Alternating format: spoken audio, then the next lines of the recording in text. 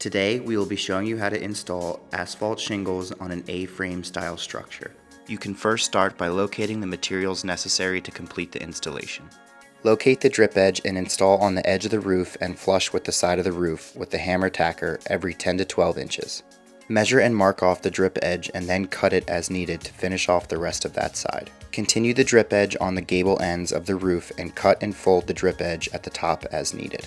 Once the roof boards and drip edge is installed, you can now install the roofing paper. Roll the roofing paper across the roof and attach with hammer tacker staples. To install the first row of shingles, turn one of the shingles upside down with the black tar line at the bottom edge facing up, with an overhang of 1/2 inch to 3/4 inches past the drip edge on the side and the bottom. Attach to the roof using 4 3/4 inch roofing nails. Place the nails approximately 3 inches from the bottom. After finishing the first shingle, you can either continue across the bottom or move up the side. Repeat the same process you used for the first shingle. Place the second row of shingles directly on top of the first row of shingles and attach using 3/4 inch roofing nails at the center line marked on the shingle. Do not fasten below this or your fasteners will be exposed, and do not use long nails or staples that protrude through the T&G roof boards.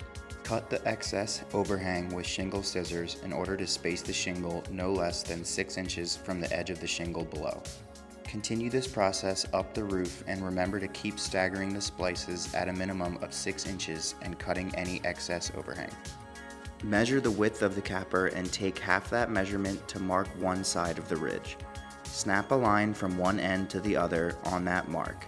This is to keep your ridge capper straight. Start the first capper centered on the ridge and flush with the outside edge of the shingles, and fasten using 2 1-inch roof nails per capper through the black tar strip. Align the bottom of the second capper with the small groove of the capper below it. Leave approximately 5 inches exposed. Continue this process until you get to the opposite end. Cut the last 1 or 2 cappers on the opposite end as needed.